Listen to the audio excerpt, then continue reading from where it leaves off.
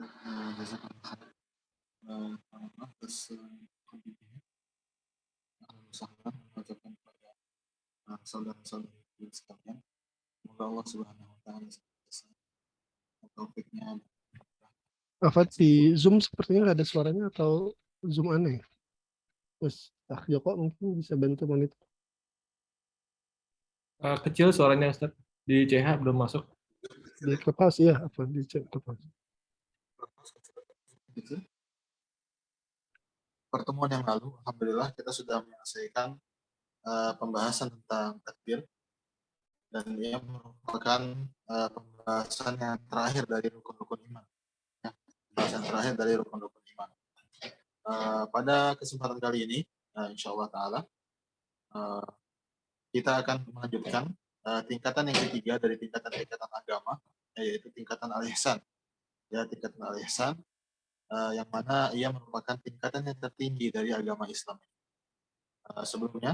Sebelum kita berpindah ke pembahasan tingkatan yang ketiga ini, yaitu tingkatan al-ihsan, kita akan coba untuk membaca dalil dari rukun iman yang 6. Ya, jadi ada rukun iman yang 6 ini memiliki dalil di dalam Al-Quran dan juga dalam As-Sunnah. Ya, sebentar, Ana ambil beberapa buku yang Ana perlukan. Kali sekitar 2 menit lagi, insya Allah.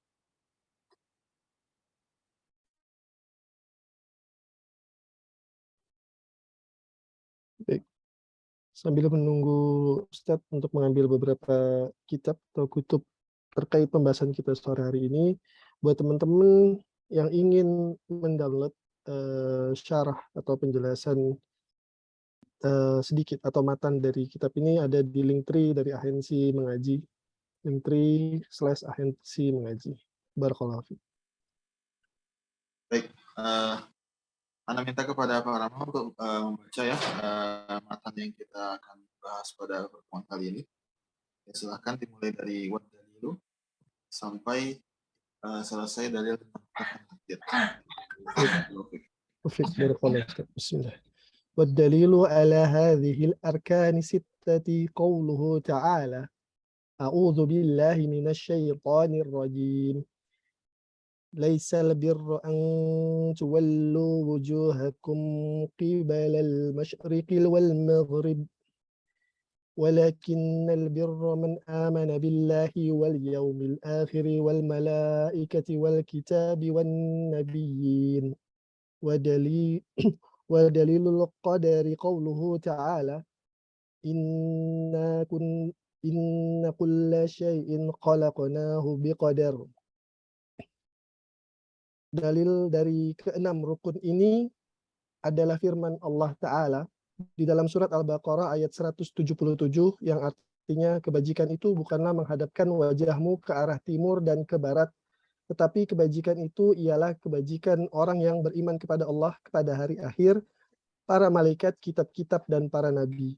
Dan dalil tentang qadar adalah firman Allah Ta'ala di dalam surat Al-Qamar ayat ke-49 yang artinya sungguh kami menciptakan segala sesuatu menurut qadarnya.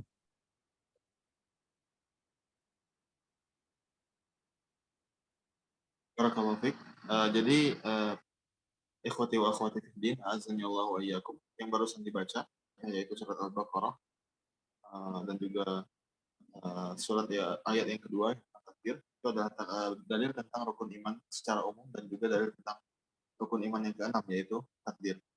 Dan penjelasan tentang ayat ini sudah kita bahas ya di dalam pembahasan tentang rukun iman pada pembahasan sebelumnya. Jadi cukup diketahui saja ayat ini terletak pada surat apa, ada ayat berapa, dan penjelasannya sudah kita sebutkan pada pertemuan-pertemuan yang lalu. Kalau ayat yang tadi pertama dibacakan, laisa birra an tuwallu, itu pada surat Al-Baqarah ya, ayat ke-177. Ya, sedangkan yang kedua yaitu tentang takdir itu berada pada surat Al-Qamar ya, ayat ke-49. Surat Al-Qamar ayat ke-49. Nah, selanjutnya silakan dibaca kembali para matannya untuk tingkatan tingkatan agama yang ketiga yaitu al-ihsan. Silakan para penutup. Bismillah. Al-martabatu tsalitsah al-ihsan ruknun wahid wa huwa an ta'budallaha ka'annaka tarahu fa in lam takun tarahu fa innahu yarak.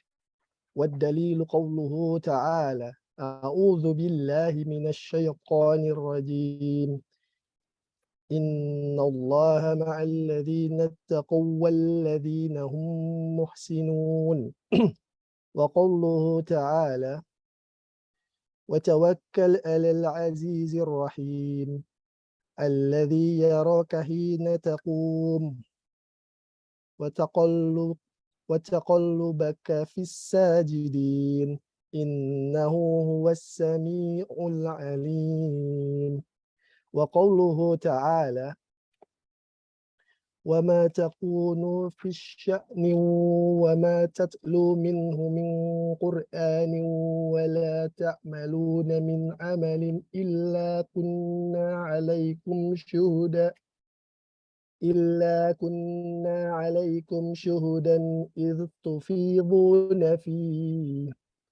Tingkatan Coba diulang. Illa kunna alaikum syuhuda. Itu syuhuda panjangnya. إلا كنا عليكم شهودا إذ تفيضون فيه. Coba dibaca terjemahannya.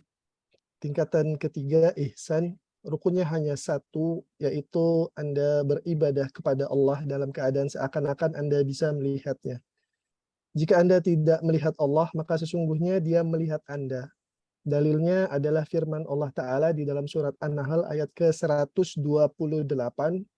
Sungguh Allah beserta orang-orang yang bertakwa dan orang yang berbuat kebaikan. Dan firman Allah Ta'ala di dalam surat Asy-Syu'ara ayat ke-217 dan 220. Yang artinya bertakwalah kepada Allah yang Maha Perkasa, dan bertawakallah kepada Allah yang Maha Perkasa, Maha Penyayang, yang melihat engkau ketika engkau berdiri untuk sholat dan melihat perubahan gerakan badanmu di antara orang-orang yang sujud. Sungguh Dia Maha mendengar, Maha mengetahui. Juga firman Allah Ta'ala di dalam surat Yunus ayat ke-61, yang artinya, dan tidaklah engkau Muhammad berada dalam suatu urusan dan tidak membaca suatu ayat Al-Quran, serta tidak pula kamu melakukan suatu pekerjaan, melainkan kami menjadi saksi atasmu ketika kamu melakukannya. Barakallahu fiik.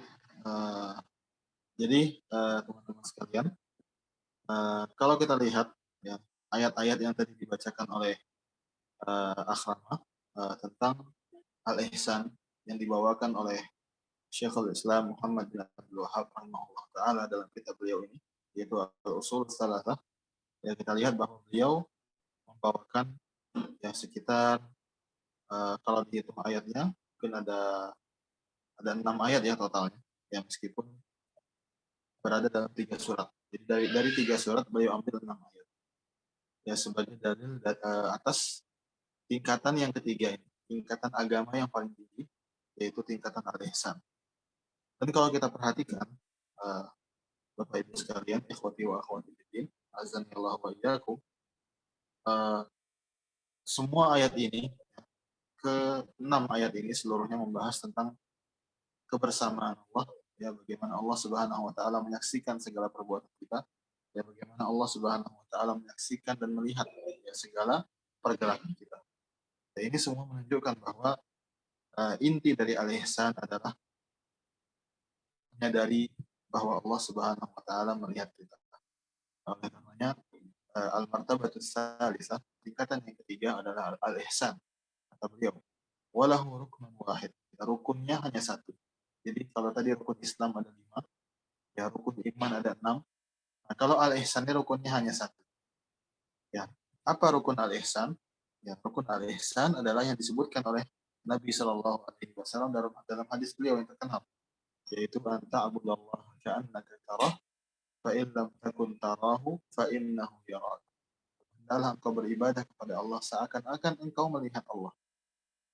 Dan seandainya pun engkau tidak mampu mencapai tingkatan tersebut, tidak mampu mencapai tingkatan merasa bahwa Allah melihatmu, maka maka ketahuilah bahwa Allah Subhanahu wa taala, ya yakinilah bahwa Allah Subhanahu wa taala melihat engkau. Ya, jadi ikhwati wa akhwati fiddin, azani Allah wa iyyakum. Yang perlu kita ketahui tentang al-ihsan adalah bahwa al-ihsan ini adalah bagian dari Islam. Jadi kalau tiga hal ini disebutkan secara berbarengan, ya, misalnya wajib bagi seseorang untuk menerapkan Islam, iman, dan ihsan. Ya, kalau disebutkan secara bergandengan seperti ini bertiga, ya maka masing-masing memiliki maknanya tersendiri. Ya, Islam adalah Islam dengan rukun yang 5, iman dengan iman yang rukun yang 6, adapun al-ihsan itu memiliki makna tersendiri yang akan kita sebutkan. Ya, tapi kalau semuanya disebutkan secara terpisah, ya, misalnya seseorang itu wajib untuk menerapkan Islam dalam kehidupan. Ya, dalam sebuah kalimat hanya disebutkan Islam saja. Atau misalnya disebutkan dalam sebuah kalimat, ya, seseorang itu harus beriman. Ya, seseorang itu harus beriman. Atau misalnya di dalam kalimat lain disebutkan, ya, seseorang itu harus mengaplikasikan ihsan dalam hidupnya. Apabila masing-masing disebutkan secara terpisah, maka masing-masingnya itu mencakup makna-makna yang lain. Islam itu mencakup iman dan ihsan, ya, iman mencakup Islam dan ihsan, dan juga ihsan mencakup Islam dan iman. Ya, adapun jika sedang dalam posisi pembelajaran seperti ini, ya maka kita jelaskan perbedaannya. Ya, dan yang paling tertinggi di antara yang tiga ini adalah tingkatan al-ihsan. Ya, tingkatan al-ihsan. Nah, yang dimaksud dengan al-ihsan yang disebutkan oleh para ulama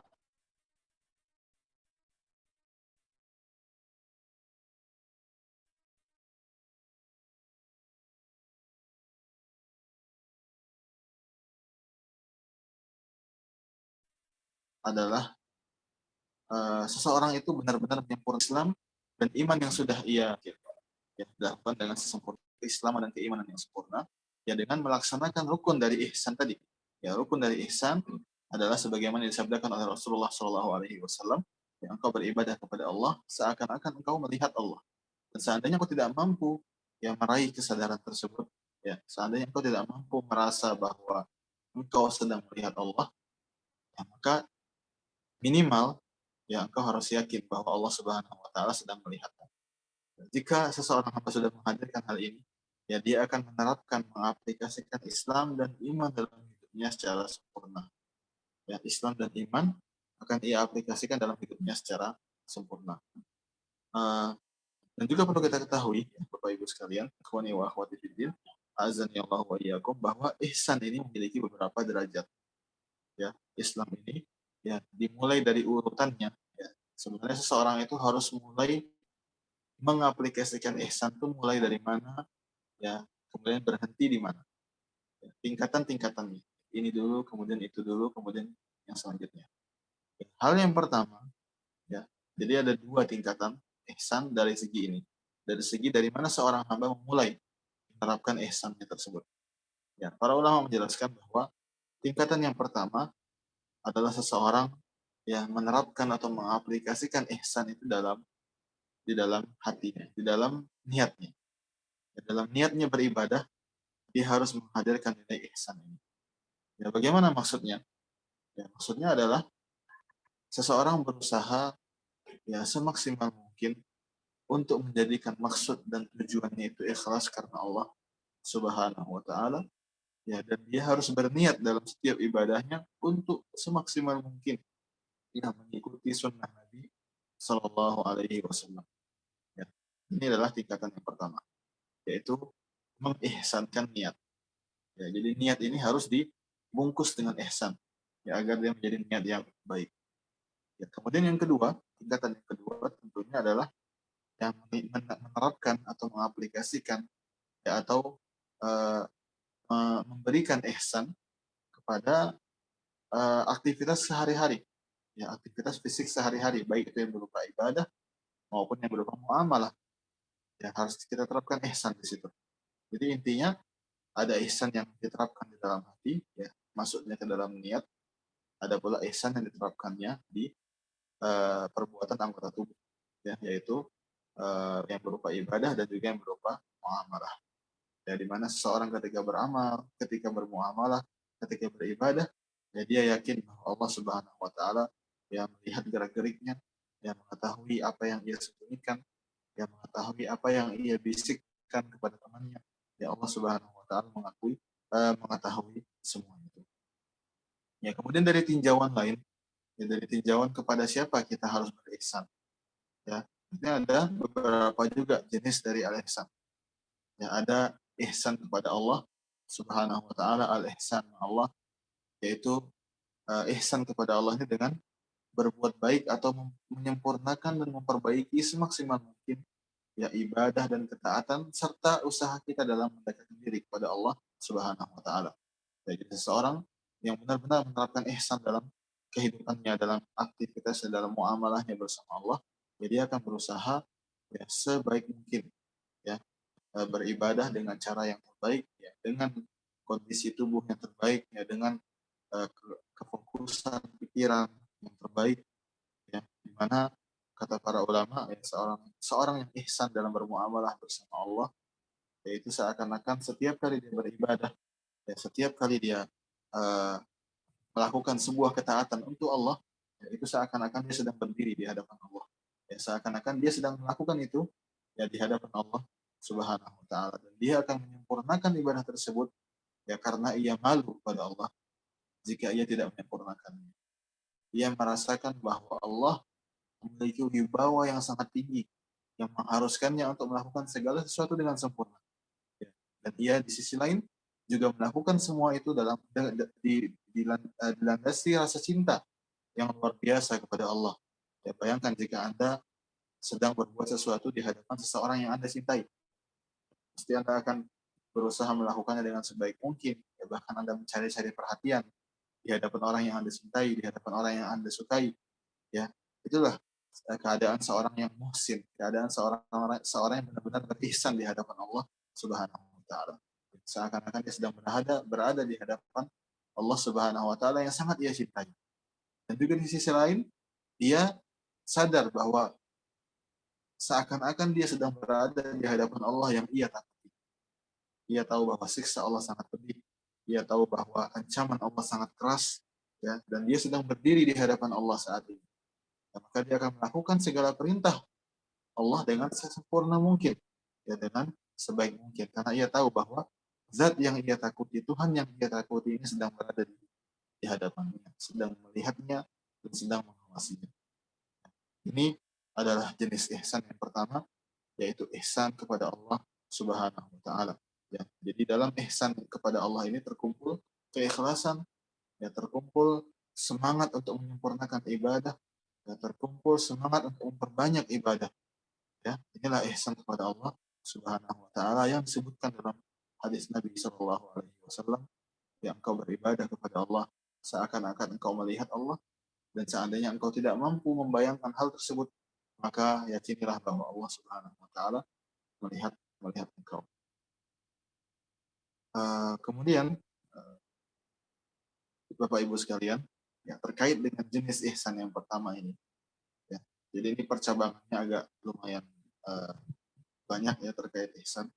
Ya tadi saya sudah sebutkan bahwa ihsan itu ya di antara jenisnya yang pertama adalah ihsan kepada Allah Subhanahu wa taala. Dan ihsan kepada Allah ini memiliki dua tingkatan. Ihsan kepada Allah, ihsan bersama Allah, ini memiliki dua tingkatan utama. Ya. Tingkatan yang pertama disebut dengan tingkatan musyahadah. Ya, disebut dengan tingkatan musyahadah. Dan tingkatan musyahadah ini yang dimaksud adalah ketika seseorang itu berhasil menghadirkan perasaan bahwa ia sedang melihat Allah saat ia beribadah. Jadi ihsan bersama Allah, ihsan kepada Allah yang tingkatan yang paling tingginya adalah tingkatan yang disebut dengan musyahadah. Yaitu ketika seseorang saat dia beribadah, itu dia merasa, dan dia benar-benar merasa seakan-akan nyata bahwa ia sedang berada di hadapan Allah dan ia melihat Allah ketika itu. Ya. Bapak Ibu sekalian, rahimani wa rahimakumullah, tingkatan yang pertama ini, yaitu tingkatan musyahadah, adalah tingkatan yang telah dicapai oleh para nabi dan juga orang-orang saleh dari pengikut para nabi. Ya, oleh karenanya salah seorang sahabat yang bernama Abu Dzar radhiyallahu anhu, ya, ketika beliau sedang bersama para sahabatnya, bersama para muridnya, ya, sepeninggal Rasulullah Shallallahu Alaihi Wasallam, ya Abu Dzar mengatakan, ya, kepada para muridnya, "Ausani khalili an akhshallaha ka'anni arah, fa in lam akun arahu fa innahu yarani." Kasihku, yaitu Nabi Muhammad Shallallahu Alaihi Wasallam, telah mewasiatiku, ya, kata Abu Dzar radhiyallahu anhu, dan kekasihku, yaitu Nabi Muhammad Shallallahu Alaihi Wasallam, telah berwasiat kepadaku agar aku itu senantiasa takut kepada Allah, seakan-akan aku selalu melihat Allah. Ya, seakan-akan aku selalu melihat Allah. Dan seandainya aku tidak mampu mencapai hal itu, maka aku harus meyakini bahwa Allah Subhanahu wa taala melihatku. Dan ini Bapak Ibu sekalian, ikhwani wa akhwati fiddin, digambarkan oleh Imam Ibnu Qayyim rahimahullah. Sebenarnya bagaimana sih perasaan atau apa sih yang dirasakan oleh seseorang yang berhasil mencapai tingkatan musyahadah? Ya, Al-Imam Ibnu Qayyim ya rahimahullah, ya, dalam salah satu kitab beliau yang fenomenal, yaitu Madarijus Salikin, beliau menjelaskan bagaimana sebenarnya yang dirasakan oleh seseorang yang sudah mencapai tingkat ini, yaitu tingkat musyahadah, di mana dia sudah merasa bahwa ia melihat Allah. Dia sudah merasa bahwa ia melihat Allah, sehingga tingkatan ihsannya sudah mencapai tingkatan yang tertinggi. Beliau mengatakan, "Ka'annahu yara rabbahu subhanahu fawqa samawatihi ala arsy." Seakan-akan ya, ia sedang melihat Allah Subhanahu wa taala di atas langit-langit, di atas arsy. Muttali'an ala ibadihi naziran ilaihi. Ia melihat bahwa Allah Subhanahu wa taala sedang memperhatikan seluruh hamba-Nya dan melihat kepada mereka. Yasma'u kalamahu. Ia melihat bahwa Allah Subhanahu wa taala mendengar segala yang diucapkan oleh para hamba. Wa yara zawahirahum wa bawatinahum. Ia juga melihat bahwa Allah Subhanahu wa taala yang melihat dan mengetahui segala hal tentang si hamba, ya, baik yang lahirnya maupun yang batin. Wa ka'annahu yasma'uhu wa huwa yatakallamu bil wahyi. Ya, si hamba ini seakan-akan sedang melihat Allah Subhanahu wa taala berbicara dengan wahyu-wahyunya. Wa yukallimu bihi 'abdahu Jibril. Ia melihat, ya, seakan-akan ia melihat bahwa Allah Subhanahu wa taala sedang mengucapkan wahyu tersebut kepada Jibril, sedang menyampaikan wahyu tersebut kepada Jibril. Ya, wa ya'muruhu wa yanhahu bima yuridu. Ya, ia juga melihat bagaimana Allah Subhanahu wa taala memerintah, bagaimana Allah melarang, ya, bagaimana Allah mengatur urusan kerajaan langit dan bumi. Ya, bagaimana Allah mengatur segala urusan yang Allah miliki, segala urusan para makhluk, ya, di langit dan di bumi. Ya, seakan ia melihat semua itu. Wa ka'annahu yushahiduhu wa huwa yarda wa yaghdab. Ya, ia seakan-akan melihat Allah sedang ridha, ya, sedang marah, sedang mencintai, sedang membenci, sedang memberi, sedang menahan pemberian, sedang tertawa, sedang bergembira. Ya, ia melihat Allah Subhanahu wa taala, ya, ia seakan-akan melihat Allah Subhanahu wa taala sedang melakukan hal-hal tersebut. Ya, bergembira, ya, marah, ridha, ya, tertawa. Ya, kemudian ia seakan-akan melihat Allah sedang mengucapkan salawat kepada Nabi Muhammad sallallahu alaihi wasallam, yang melihat Allah Subhanahu wa taala sedang memuji para walinya, para malaikatnya, ya, bagaimana Allah Subhanahu wa taala sedang mencela, ya, para musuhnya, para musuh Islam dan seterusnya. Ya, seakan-akan ia melihat semua yang dilakukan oleh Allah Subhanahu wa taala yang Allah sebutkan dalam Al-Qur'an dan Sunnah. Ya, segala sifat-sifat Allah, segala perbuatan-perbuatan Allah yang Allah sebutkan dalam Al-Qur'an dan Sunnah, ya, seakan-akan ia melihat Allah Subhanahu wa taala yang melakukan semua itu. Ya, orang yang sudah mencapai tingkatan seperti ini, ya, maka akan, ya, bisa dibilang mustahil baginya untuk bermaksiat kepada Allah Subhanahu wa taala. Ya, karena kecintaannya sudah sangat memuncak kepada Allah. Ya, bayangkan bagaimana kecintaan seseorang ketika dia sudah melihat Allah Subhanahu wa taala secara langsung. Dan ketika dia sudah menyadari ya kehadiran Allah Subhanahu wa taala secara langsung.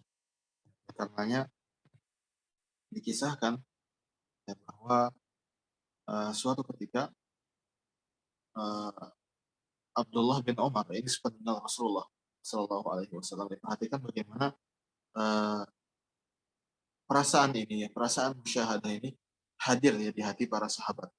Ya, ketika itu dikisahkan bahwa Abdullah bin Umar radhiyallahu taala anhu sedang tawaf ya di Ka'bah. Ya, ini sepeninggal Rasulullah Shallallahu Alaihi Wasallam.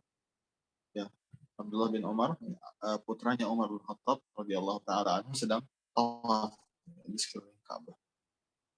Nah, tiba-tiba salah seorang tabi'in, ya, murid dari Abdullah bin Umar, yaitu Urwah bin Zubair.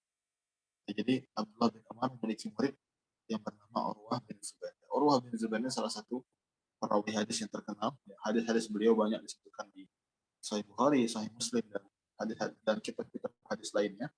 Ya, suatu ketika Urwah bin Zubair mendatangi Abdullah bin Umar yang ketika itu sedang tawaf. Jadi Urwah bin Zubair pelan-pelan mendekati Abdullah bin Umar. Kemudian Urwah bin Zubair mengatakan, wahai gurunda ya, atau wahai guruku, ya aku ingin melamar putrimu. Ya, jadi Urwah bin Zubair ini mencoba untuk, mungkin beliau malu atau apa, ya beliau hanya memiliki keberanian di saat tersebut. Ya, beliau memberanikan diri, dan pada saat itu Abdullah bin Umar sedang tawaf. Ya, jadi Urwah bin Zubair mendekati Abdullah bin Umar, kemudian mengatakan, wahai guruku, saya ingin menyampaikan niat saya untuk melamar putri Anda. Ya, saya menyampaikan niat saya untuk melamar putri engkau. Kemudian Abdullah bin Umar ternyata lewat saja ya, seakan-akan Urwah ini nggak ada. Ya, beliau terus ya menyelesaikan tawafnya, ya kemudian sa'i. Ya, seakan-akan Urwah bin Zubair ini nggak pernah ada di samping beliau. Ya, tidak dijawab, tidak dibilang nanti, ya nggak juga. Ya, sekedar diacuhkan aja seperti itu. Nah, Urwah bin Zubair pun langsung minder ya, mundur, kemudian mengatakan ya, bergumam dalam dirinya sendiri, mengatakan, seandainya Abdullah bin Umar ingin menikahkan anaknya denganku, pasti dia akan menjawab. Nah, ketika dia tidak menjawab, berarti dia nggak mau, kata Urwah bin Zubair. Ya udah, saya nggak berani lagi deh untuk mengajukan. Jadi seketika itu langsung putus asa.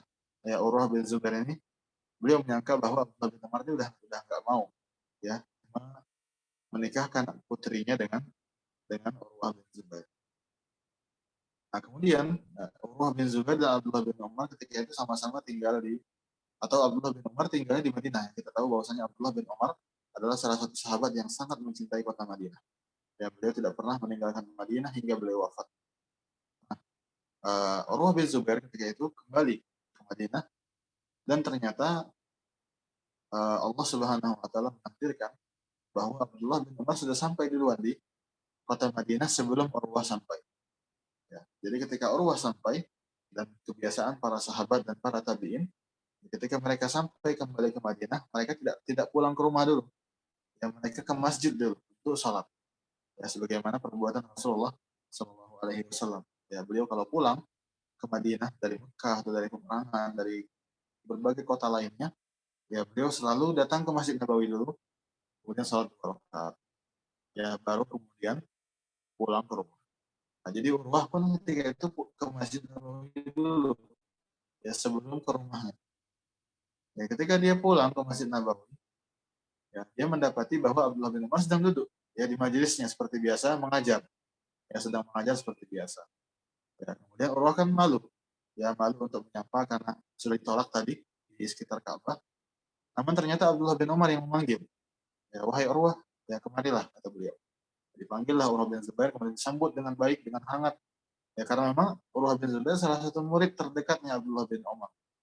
Ya, disambut dengan baik, ya disapa. Ya, bagaimana kabarmu, bagaimana perjalanannya, ya seperti itu. Kemudian tiba-tiba Abdullah bin Umar mengatakan, ya, kalau tidak salah saat saya sedang tawaf, kamu mengajukan lamaran ya untuk putri saya, kata Abdullah bin Umar. Abdullah bin Zubair mengatakan, eh, benar kata Urwah, benar ketika engkau tawaf di sekeliling Ka'bah, saya sempat mengajukan lamaran untuk putri Anda, ya, tapi sepertinya Anda menolak. Ya, makanya saya tidak lagi menyinggung hal tersebut. Ya, baru kata Abdullah bin Umar, bukannya saya menolak, kata Abdullah bin Umar. Ya, tapi apakah engkau tidak memiliki waktu lain selain saat saya sedang tawaf? Ya, bagaimana mungkin engkau mengajak aku bicara, ya sementara aku sedang berada di hadapan Allah? Ya, kata Abdullah bin Umar. Ya, bagaimana mungkin engkau mengajak saya bicara, ya sementara saya sedang berada di hadapan Tuhanku, kata beliau. Ya, di sini adalah poin pentingnya. Ya, bagaimana Abdullah bin Umar, ya, ketika beliau tawaf, ya beliau benar-benar menghadirkan bahwa ia sedang melihat Allah ketika itu, sedang berada di hadapan Allah saat itu. Ya, baru kata Abdullah bin Umar, bagaimana, apakah sekarang kamu masih ingin melamar anakku? Ya, kemudian kata Urwah, tentu, ya saya masih sangat-sangat ingin melamar. Ya, baru kata Abdullah bin Umar, ya sudah, panggilkan kedua anak saya. Ya, beliau punya dua anak. Ya, yang pertama namanya Salim. Ya, dua anak laki-laki maksudnya. Yang pertama Salim, yang kedua Ubaidullah. Ya, kemudian dipanggil, kemudian akhirnya diadakan akad nikah saat itu juga. Ya, jadi pada akhirnya Urwah ya berhasil menikahi putrinya Abdullah bin Umar. Ya, jadi poinnya di sini adalah bagaimana para sahabat ya radhiyallahu anhu, ya mereka itu tidak pernah mau diganggu selagi mereka berada dalam ibadah. Oleh karenanya kita juga pernah dengar ya kisah yang disebutkan bahwa salah seorang sahabat yaitu sedang menjaga perbatasan ya antara negara kaum muslimin dengan negara kafir. Kemudian ketika beliau sedang sholat, ya anak panah menghujani beliau, ya sampai tertusuk sampai berdarah. Tapi beliau terus melanjutkan sholat, terus melanjutkan sholat, tidak menyadari ada panah yang menusuk ke badan beliau, tidak sadar. Ya, sampai sahabatnya yang menjadi cadangan, ya penjaga cadangan, ya kaget ketika bangun melihat sahabatnya sudah berdarah-darah, ya, sudah berdarah-darah oleh anak panah, namun masih sholat, ya, namun masih sholat. Ya, kemudian ketika sudah selesai sholat, ya temannya bertanya, kenapa engkau tidak bangunkan saya? Ya, kenapa engkau tidak bangunkan saya untuk melindungi engkau dari panah-panah ini? Ya, baru kata sahabat ini, saya tidak ingin memutus ya salat saya tidak ingin memutus ya komunikasi saya yang sedang berlangsung dengan Allah Subhanahu wa taala. Ya, banyak kisah-kisah yang lain ya, sebagaimana salah satu anak saya lupa nama sahabat ini siapa, ya ketika beliau cedera di sebuah peperangan, ya beliau harus diamputasi ya kakinya, Kemudian para tim dokter pun datang dan mengatakan ini biar tidak sakit kita bius, ya harus dibius ini, ya pakai semacam bahan mabuk ya, semacam alkohol seperti itu. Ya harus dibius agar tidak terasa sakitnya saat diamputasi. Ya baru sahabat ini bilang tidak perlu, katanya. Saya tahu bagaimana cara agar saya tidak merasakan sakit. Ya, akhirnya beliau mulai berzikir kepada Allah Subhanahu wa taala. Ya, dan beliau mengatakan nanti setelah beberapa saat saya mulai berzikir, ya silakan potong kaki saya. Ya, setelah beberapa saat saya berzikir, ya silakan potong kaki saya tanpa dibius. Ya. Yang benar setelah mulai beliau berzikir dan hanyut dalam pikirnya, ya, kakinya dipotong, kemudian disembuhkan lukanya, diperban, kemudian beliau baru menyelesaikan zikirnya dan mengatakan sudah selesai, sudah, ya, tanpa ada teriakan sakit atau apa atau apapun. Ya, jadi inilah Bapak Ibu sekalian, ya tingkatan ini nyata, tingkatan yang disabdakan oleh Rasulullah SAW. Engkau beribadah kepada Allah seakan-akan engkau melihat Allah Subhanahu Wa Taala. Ketika orang sudah sampai pada tingkatan ini, ya, dan saya rasa sangat sulit untuk sampai pada tingkatan ini. Semoga Allah Subhanahu Wa Taala berikan kita kesempatan untuk yang meraih tingkatan yang sangat tinggi ini. Ya, ketika sudah sampai pada tingkatan ini, ya seseorang itu tidak lagi merasakan hal lain ketika beribadah. Ketika dia sudah beribadah, ya yang dia rasakan hanya kelezatan, hanya kelezatan berdiri di hadapan Allah Subhanahu Wa Taala. Apapun yang menimpa dia selama itu, ya seperti tadi, ya seorang sahabat yang tertusuk oleh anak panah, ya kemudian tadi sahabat lainnya yang diamputasi ya tanpa terasa, ya kemudian Abdullah bin Umar radhiyallahu taala anhu yang sama sekali tidak memiliki keinginan, tidak memiliki ketertarikan untuk membahas pengajuan lamaran oleh Urwah bin Zubair. Ya, padahal Urwah bin Zubair salah seorang tabi'in yang terhormat. Ya, anaknya sahabat, putra dari sahabat, dan sebuah kemuliaan jika putri kita dilamar oleh orang yang mulia seperti Urwah bin Zubair. Dan beliau abaikan, tidak disinggung, tidak dibalas, tidak menoleh. Ya, lewat saja seperti itu, seakan tidak terjadi apa-apa. Jadi, ikhwati wa akhwati fiddin, a'azani Allah wa iyyakum. Ya, kita akan tutup pembahasan tentang musyahadah ini ya dengan ucapan Abu Darda ya radhiyallahu taala anhu ketika beliau diminta untuk mewasiati, ya wasiatkanlah kami wahai Abu Darda. Ya, beliau mengatakan u'budullaha ka'annakum tarawnahu wa uddu anfusakum fil mauta. Ya. Jadi beliau memberikan kita trik untuk khusyuk saat beribadah. Ya. Beliau memberikan kita trik untuk khusyuk saat beribadah. Yang pertama adalah beribadah seakan-akan kau sedang melihat Allah di hadapan. Ya, beribadahlah seakan-akan kau sedang melihat Allah di hadapan. Ya, dan yang kedua, trik yang kedua kata beliau adalah uddu anfusakum fil mauta. Anggaplah dirimu akan mati setelah ibadah ini. Ya, anggaplah dirimu akan meninggal setelah ibadah ini. Ya, anggap diri kita seperti salah seorang sahabat yang mulia yaitu Khubayb bin Adi ya radhiyallahu taala anhu, yang ketika beliau akan pancung, ketika beliau akan disalib, ya beliau meminta kesempatan untuk sholat 2 rakaat. Ya. Bayangkan diri Anda seperti itu. Ya, ketika malaikat maut sudah mau menjemput Anda diberikan kesempatan untuk sholat zuhur ini terakhir. Ya. Sholat maghrib terakhir. Ya. Saya berikan kamu kesempatan untuk sholat maghrib ini terakhir. Setelah itu kamu akan wafat. Nah, bagaimana kira-kira ibadah seseorang jika dia tahu bahwa itu adalah ibadah terakhir?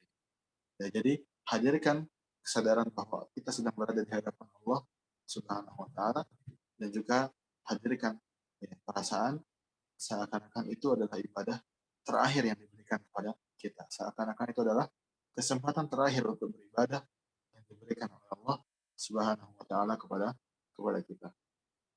Ini adalah tingkatan yang pertama dari ihsan ma Allah, berbuat ihsan kepada Allah. Dan tingkatan yang kedua, ya Bapak Ibu sekalian, ya ikhwani wa akhwati fiddin, adalah al-muraqabah. Ya, kalau tadi al-musyahadah, yang kedua adalah al-muraqabah. Ya, al-muraqabah adalah tingkatan yang lebih rendah dari al-musyahadah, yaitu menyadari bahwa Allah Subhanahu wa taala melihat kita. Jika kita tidak mampu untuk merasa bahwa kita sedang melihat Allah, maka ya sudah cukup yakini bahwa Allah Subhanahu wa taala sedang melihat kita. Ya, tingkatan yang kedua ini disebut dengan al-muraqabah. Ya.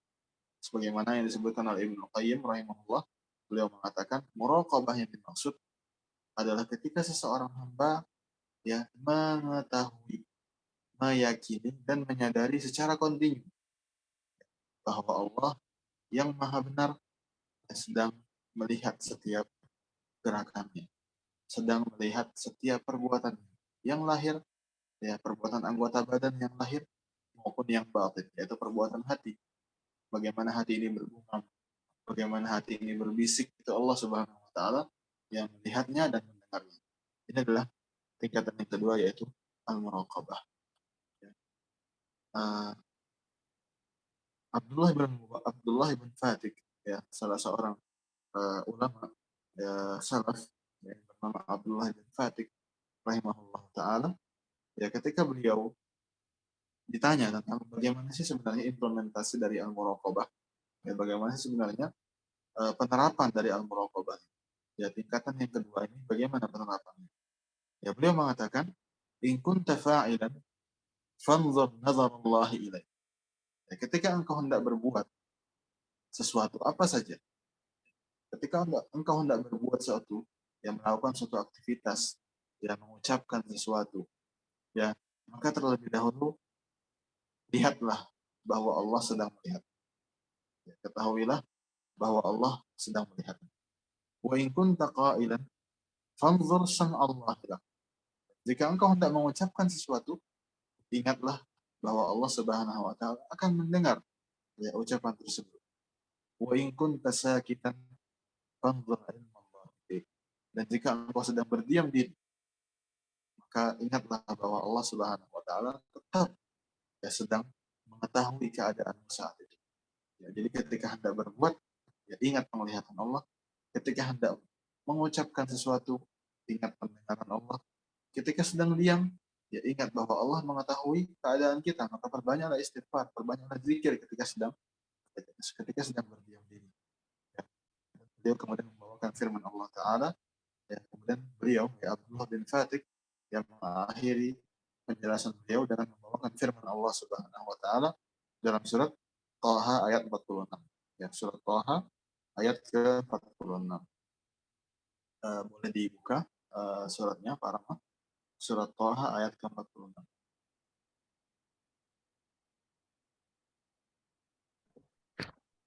Baik, Ustaz.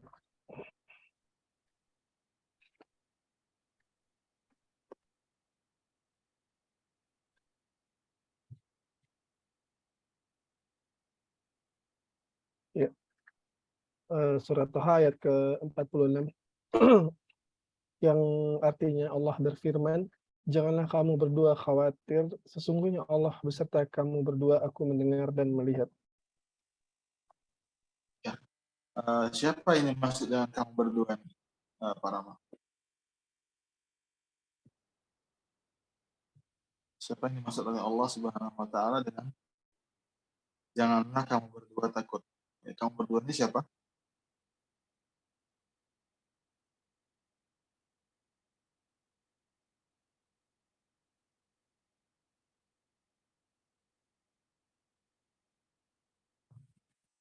Ini Nabi Nabi Musa ya Ustadz, besar dengan lupa ketika mau menghadapi Firaun ya, Nabi Musa dan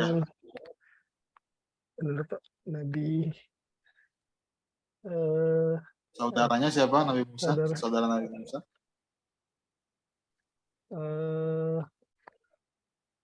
Nabi saudara Nabi Musa apa? Nabi Harun. Ya, betul, ya. Jadi Bapak Ibu sekalian, ya rahimani wa rahimakumullah. Ya, ini adalah sabda atau firman Allah Subhanahu wa taala kepada Nabi Musa. Ya, bayangkan, coba kita bayangkan apa namanya?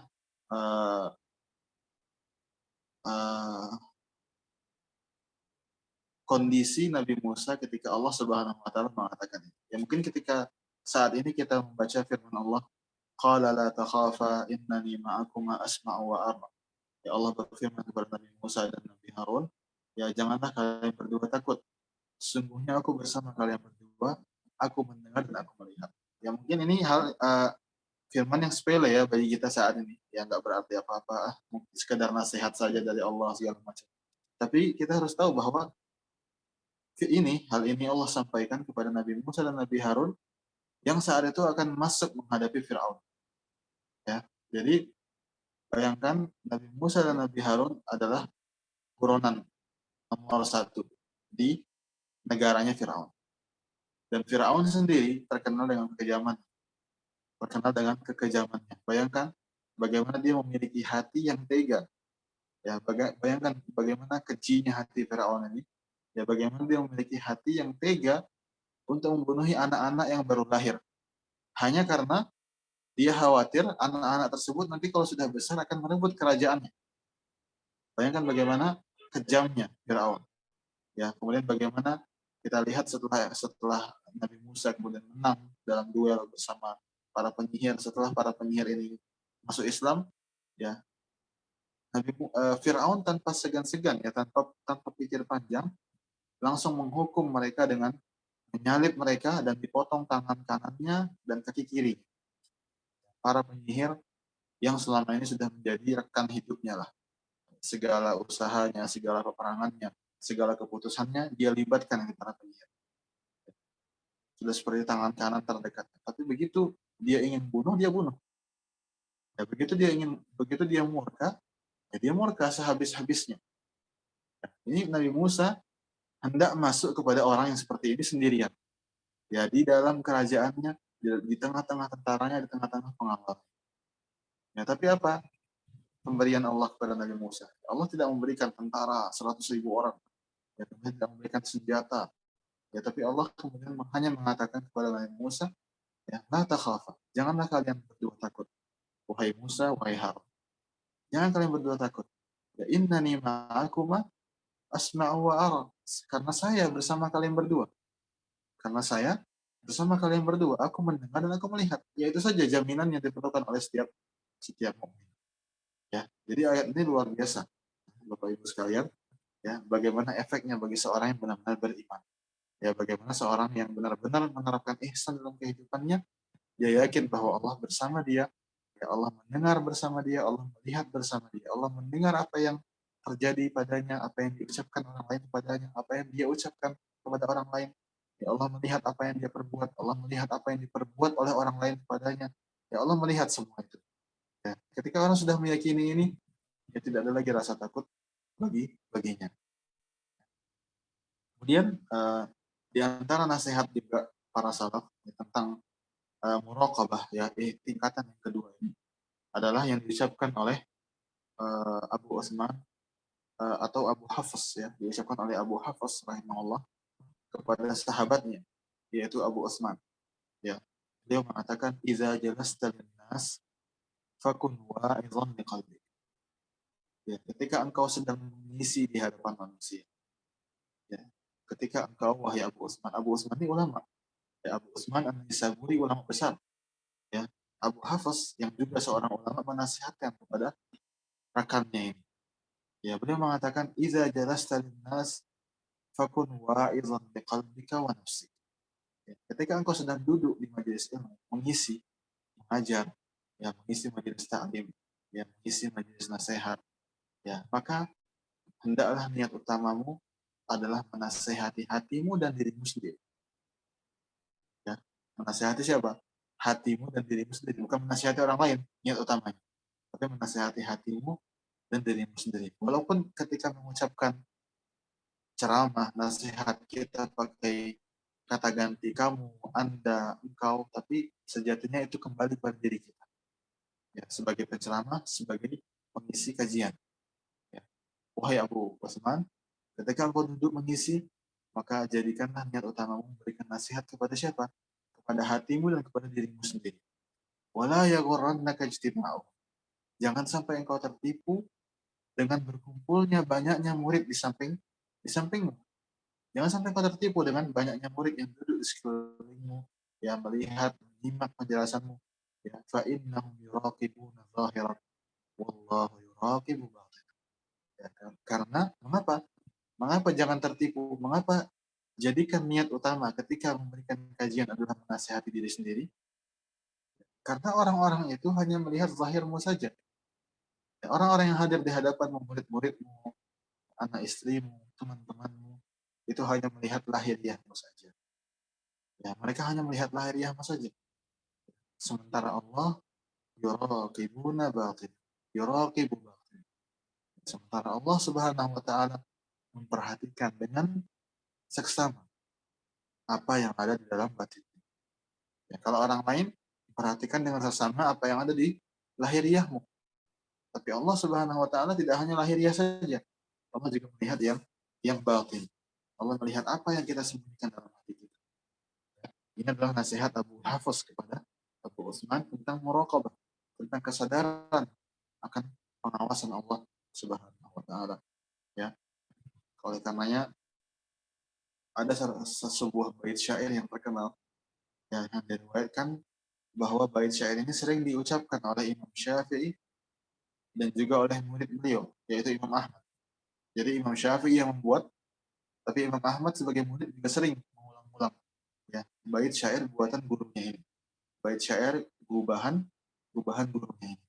Ya, bunyinya adalah idza ma khalawta ad-dahra yawman fala taqul khalawtu walakin qul alayya raqib wala tahsabanna Allah yaghfalu sa'atan wala anna ma tukhfi alayhi yaghibu ghafalna la'amra Allah hatta tataba'at علينا ذنوب بعدهن ذنوب faya laita anna Allah yaghfiru ma madha wa ya'zanu li fi taubatin fa'atub. Kata beliau, ya, Imam Syafi'i rahimahullah, beliau mengatakan, "Idza ma khalauta ad-dahra yawman fala taqul." Jika engkau sedang bersendirian, wahai Syafi'i, ya para ulama ini ketika mengatakan engkau, maksudnya dirinya sendiri. Ya sebagaimana nasihat Abu Hafs tadi. Ya bukan dia mengajak omong orang lain atau mengajak bicara orang lain, enggak. Beliau mengajak bicara jiwa beliau sendiri, diri beliau sendiri. Ya wahai Syafi'i, ya ketika engkau sedang bersendirian, ya, kapanpun, dimanapun, jangan sekali-kali engkau mengucapkan aku sedang sendirian. Jangan sekali-kali terbetik dalam hati ini bahwa kita sedang sendirian. Akan tetapi apa? Walakin qul alayya raqib. Akan tetapi kabarkanlah, beritahukanlah kepada jiwamu bahwa engkau saat itu sedang diawasi. Ya, bagaimanapun sendirinya Anda secara lahir, ya tetap katakan kepada jiwa Anda bahwa kita sedang diawasi. Ini ada CCTV, kalau bahasa orang zaman sekarang. Ada CCTV ini yang mengawasi. Wala tahsabannallaha yaghfalu sa'atan. Ya janganlah engkau menyangka, wahai jiwa, bahwa Allah itu pernah terlalaikan barang sedetik pun. Ya jangan engkau menyangka bahwa Allah itu pernah terlalaikan barang sekejap pun. Wala annama tukhfi alaihi yaghibu. Jangan engkau sekali-kali menyangka bahwa apa yang engkau sembunyikan darinya itu akan tersembunyikan darinya. Tidak mungkin. Ghafalna la'anullahi hatta tataba'at.